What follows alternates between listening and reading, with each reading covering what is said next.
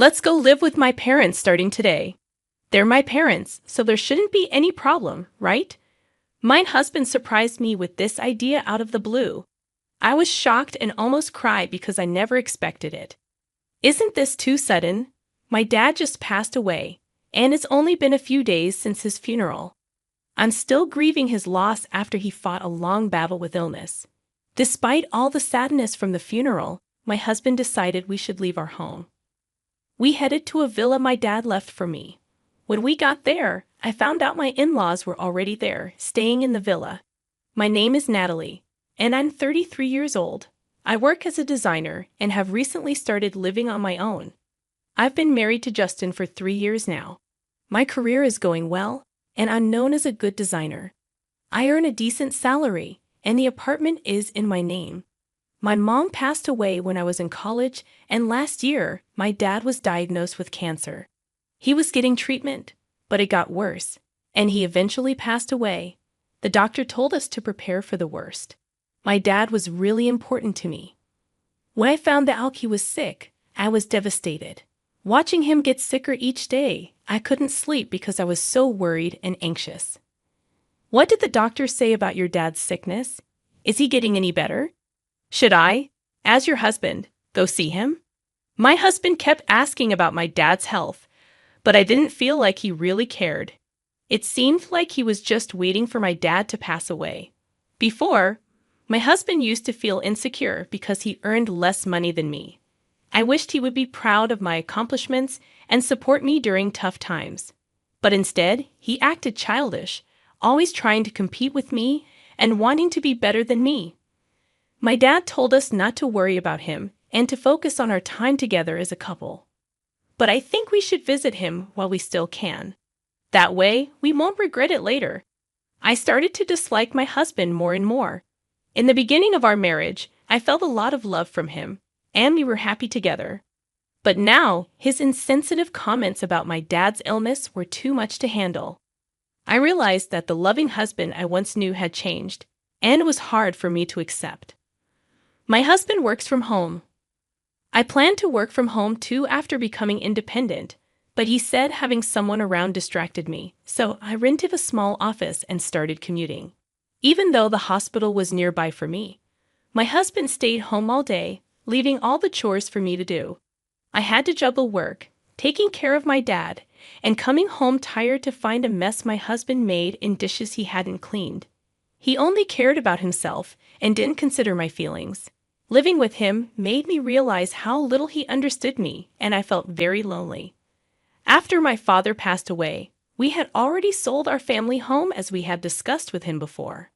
I was busy with funeral preparations until we headed to the funeral hall. But my husband seemed more focused on phone calls or disappearing than helping me. Justin, please help me, especially now. I pleaded with him, but he brushed it off, saying he had work calls to attend to. My frustration with my husband grew as he seemed distant and disinterested during this tough time. His attitude had changed, and he appeared colder than before, leaving me feeling even more sad and isolated. On the day of the funeral, he spent a lot of time chatting with his parents, and their smirks and the looks from others made me feel even more alone. Despite the smooth handling of the funeral procedures, my husband suddenly suggested that we move in with his parents. He said it casually, almost as a joke, but I couldn't believe he would suggest such a thing, especially after the loss of my father. Live together where?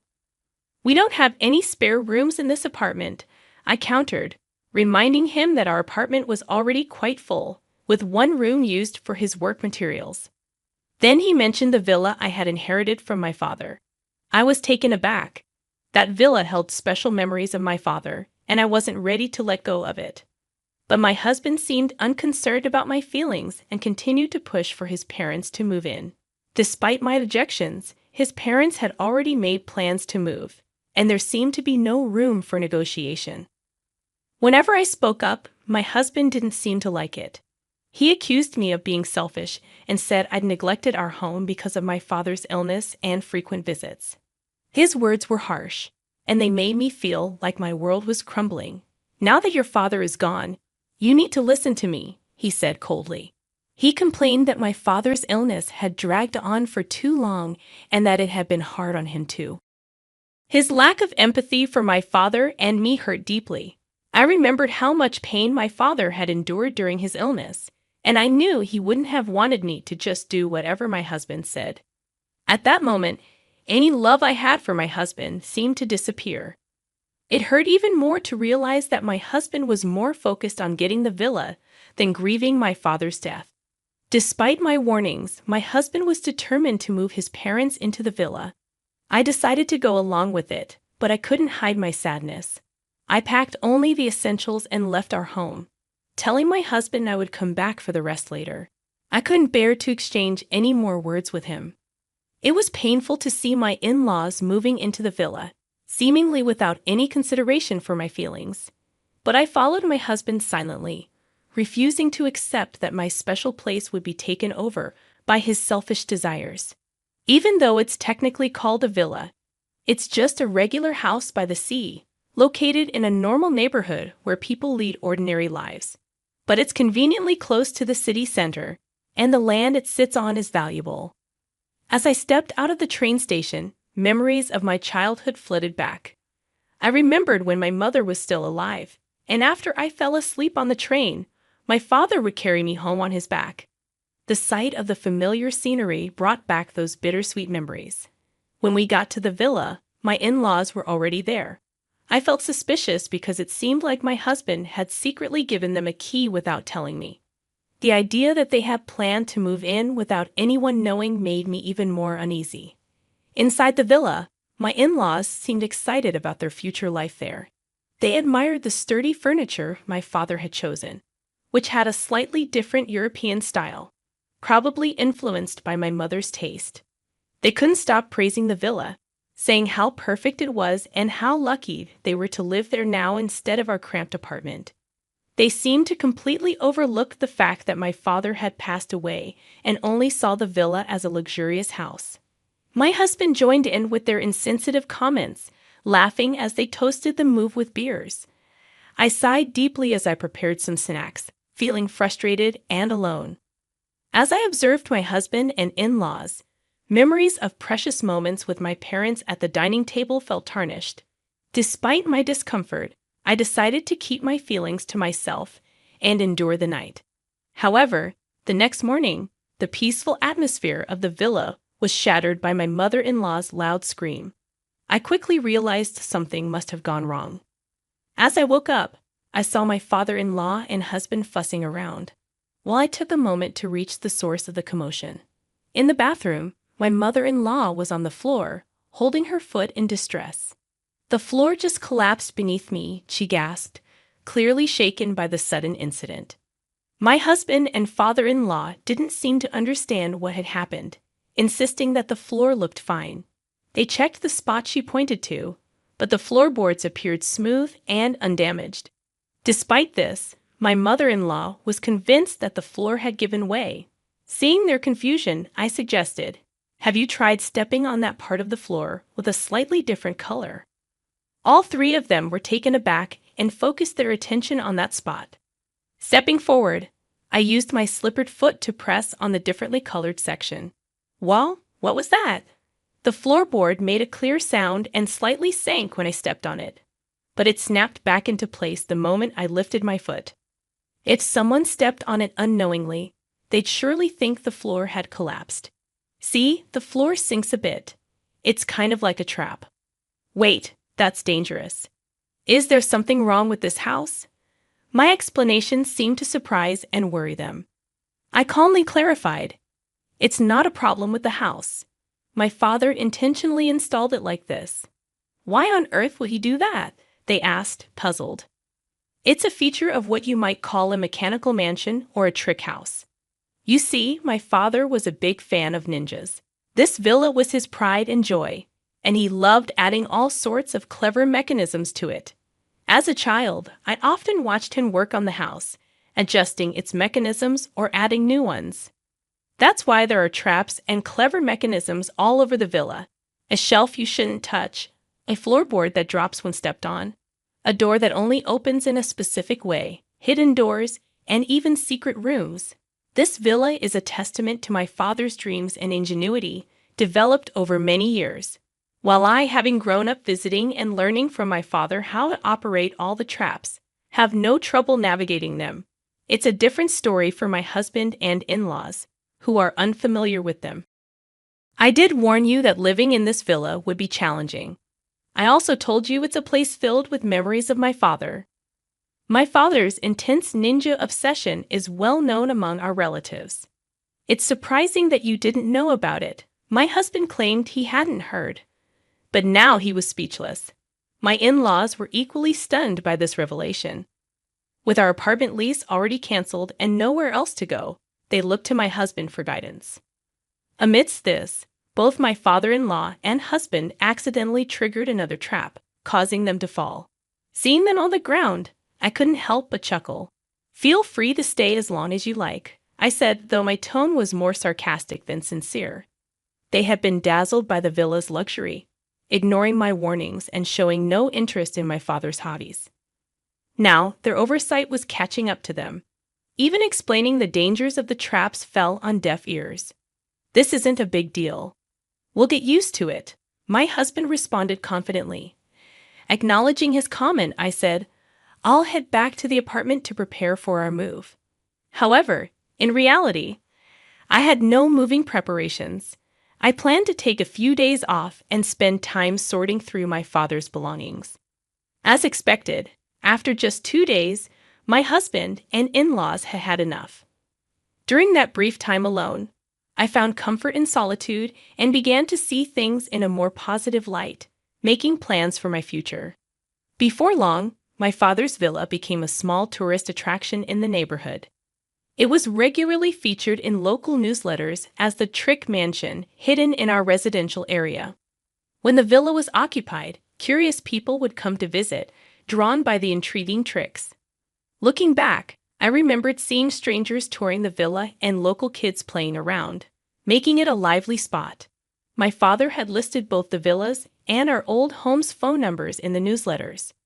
However, since our family home was sold and it's numbered inactive, all inquiries came to the villa's number. Thanks to my upbringing, I was able to handle calls from foreign visitors who didn't speak our language, but my husband and in-laws couldn't understand foreign languages at all. On top of dealing with the stress of constantly worrying about the traps, they were also overwhelmed by unexpected visitors and handling calls in languages they didn't understand. Exhausted and sleep-deprived, they stumbled back to the apartment. Why don't we all live in this apartment together? Think about it.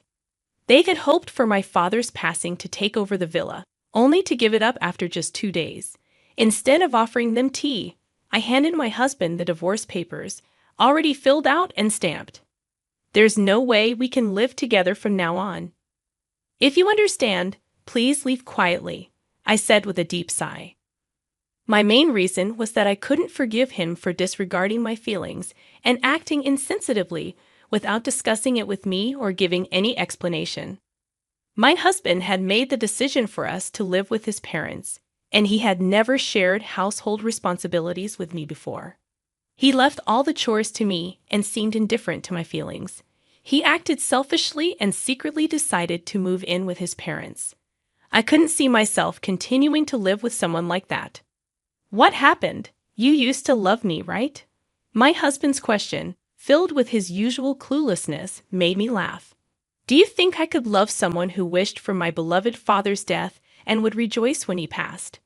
I handed him the divorce papers and drove the 3 of them out of the apartment. "First of all, this is my apartment. If anyone has a problem, it should be you leaving." My husband raised his voice, not caring about the neighbors, but I stayed calm. "Natalie, I'll call the police for trespassing. If you don't want that, leave quietly. Remember, this apartment is under my name." Their silence followed my words. They depended on me financially and had little of their own. However, I had already decided to cut ties before they could try to persuade me otherwise. Neither my husband nor my in-laws had much in savings. After being kicked out of the apartment and unable to return to the villa, they now live in a cheap, low-quality apartment and are struggling to make ends meet. The previous apartment was better. This was a sentiment my husband and in-laws often repeated.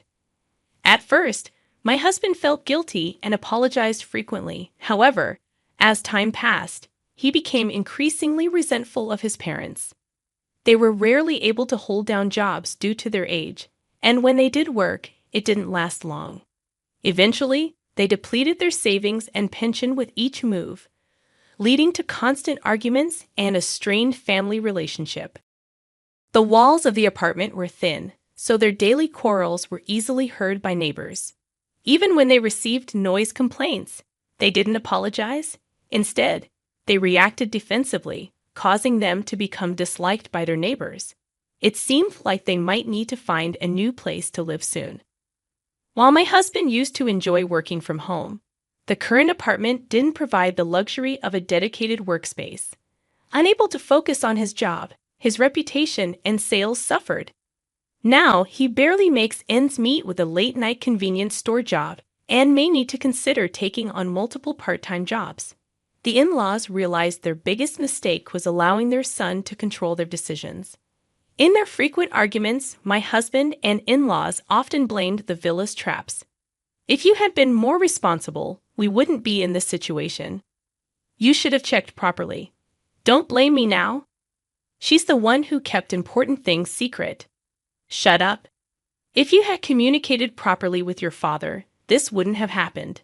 I never imagined we'd end up like this because of our son." Yet they had always wished to inherit the villa and were overjoyed when my father passed away. I will never forget that. After the divorce, I made significant strides in my career as a designer. To cope with my father's death and all these events, I created designs incorporating ninja elements and shared them on social media.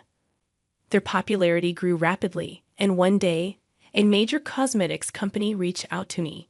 To my surprise, they wanted me to design packaging with an Asian touch, incorporating ninja elements. I felt this work would honor my father's cherished memories. Of course, I eagerly accepted the project and poured myself into it. In the end, it was a huge success. This opportunity catapulted my career forward, allowing me to share joyful updates at my parents' graves. I've kept the mechanical house, preserving it as a special place filled with memories of my father. I began organizing tour schedules and, with a few adjustments, transformed it into a space where both tourists and local children could enjoy for free. Soon, the house garnered significant media attention, bringing in much-needed income to cover ongoing expenses. Additionally, online articles about the house were translated into foreign languages, garnering support from international fans, including elderly individuals who shared my father's passion for ninjas. I'm committed to maintaining this magical place for years to come. Meanwhile, the mechanical house remains a bustling hub of activity, particularly popular among local children. Is this the legendary mechanical house I've heard about? Where are the tricks? Show us. With the help of local volunteers, precautions are taken to ensure the children play safely. Foreign tourists are often amazed by features like the hidden floorboard doors. Wow, this is incredible. I'm so moved to experience such a unique place. What other tricks are here? Despite losing my father and going through a divorce over the inheritance of the villa, I believe the gains have outweighed the losses. The villa has transformed into a memory-filled destination shared with loved ones. Personally, I've undergone a profound transformation, moving forward with renewed optimism and hope.